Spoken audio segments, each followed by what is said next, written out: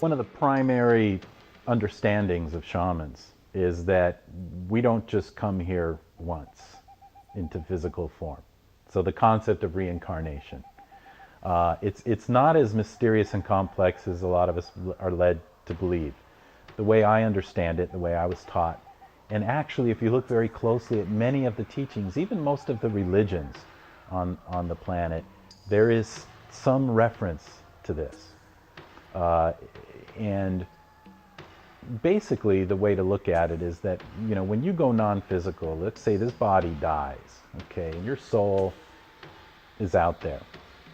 The way shamans look at it is that this is the leading edge of creation. This is where we came to experience contrast, to experience drama. You go to the movie theaters, right? And you go to watch a movie, and you pay your money, and you go in there, and you keep it a secret from yourself that it's just actors and directors. You don't want to ruin it by being totally aware. So we're very good at being able to forget who we really are and just getting involved in the drama. Okay, shamans look at the world in exactly the same way. We come in, we experience drama, we create our script, consciously or not, we live it out, people around us play the other roles, and when we die and we go non-physical, we can't wait to come back for the next one. You go to the theater, maybe it was even a lousy movie, but you don't go, well, that was a lot, I've been to the movies, I know what it's all about, there's no point in ever going back, right? You go, I can't wait to go back. I hope the next one's really good, And so it seems straightforward and simple, that in order to experience the complexity that nature and the world, provides, you come back. You can't wait to come back. And to shamans, nature seeks greater and greater complexity. So, we don't go to black and white movies anymore. We go to Avatar, we go to the CGI things, because we're a part of nature.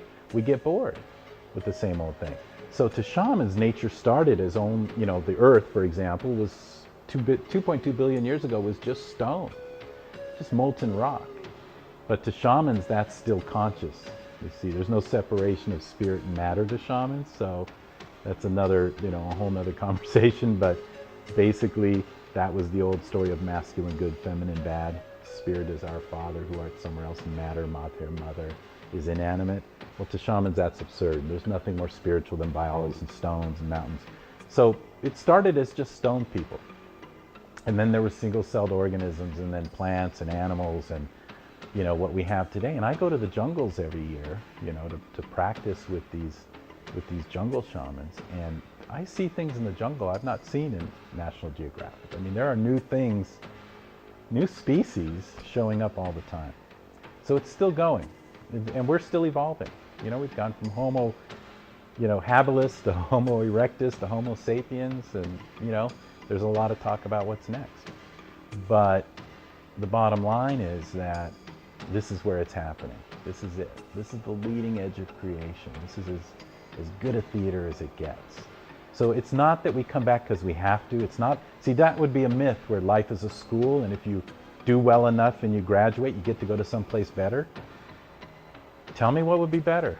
I mean, even sitting, eating grapes with cherubs for a month gets boring after a while, So, this is it, and we can't wait to come back. And there's references to it everywhere if you look close enough. Okay, so if you look at most of the religions today, certainly the three major religions, they're based on one story, the Old Testament Genesis. And in that story, a myth was presented that we were cast out of the Garden of Eden. It used to be a wonderful place. And all of a sudden it became thorns and thistles and the sweat of our backs that we would get anything. It became a horrible place. And it was all woman's fault. The feminine body, everything non-masculine became not so good, including knowledge itself, right? And so all of a sudden we're living in a world that is upside down. Instead of mostly pleasure, pleasure, pleasure, pleasure, pain, pleasure, pleasure, it's pain, pain, pain, pleasure, pain, pain, pain, pleasure. Now all of a sudden, since our myths become our reality, we begin to experience the world as struggle, as thorns and thistles. Our bodies turn against us, the feminine of our body being thorns and thistles. environment turns against us, nature itself.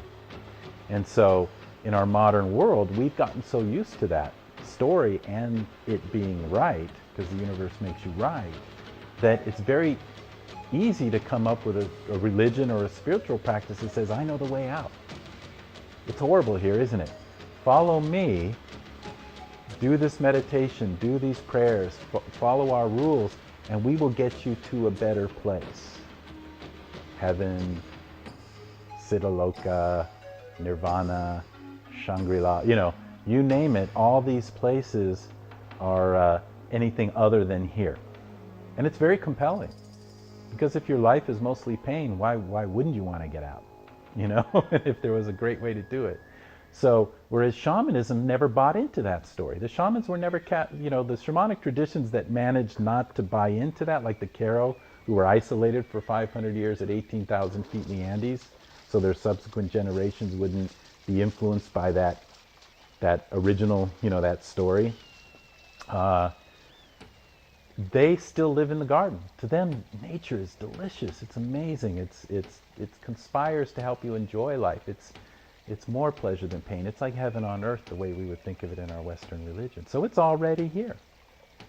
You don't need a method or a teaching to get you out of here. You're already here. So shamanism is very pragmatic, very practical. It's about, how are you doing here? How's your life? How are you experiencing your health, your relationships, your work, your resources, all the ways in which we have experiences while we're here. And so shamanism provides a way to improve all of those things. Tools, techniques, not beliefs, not necessarily a different way of thinking, because when it's nature, it just is what it is. It's very straightforward. They don't spend a whole lot of time talking about anything other than what's right here in front of you. It's widely believed that religion is built upon the foundation of shamanism. So shamanism is just a very natural, organic relationship with nature and how it works, both physical and non-physical. Religion is taking that and creating a hierarchical institution and set of rules or teachings that tend to be stuck and closed within a certain range, if you will. And shamanism is never hierarchical. It's never closed. True shamanism is allowed to grow and change with the culture, with the society, as it changes and evolves. So that's the primary difference. If you look at the four layers, okay, our beliefs, so be it your own religion, be it your own worldview, your own ideology, exists on this level. It's the level of the mind.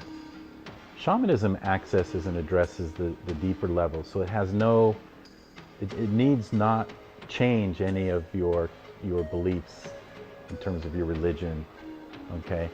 But what it does, in that it accesses these deeper levels with the tools and techniques available to us, is it just enhances whatever you're trying to accomplish here.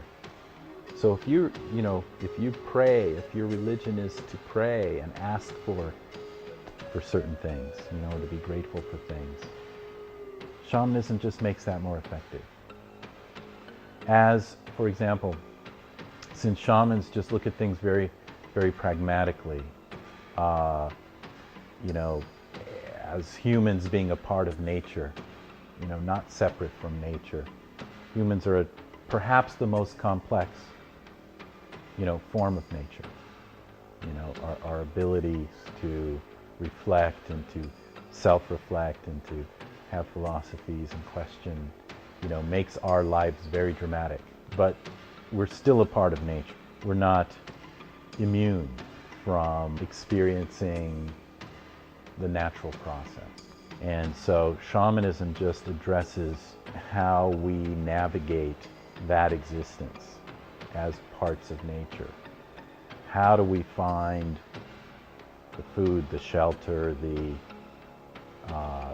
safety, the love, the community that would help us to thrive in a very real way.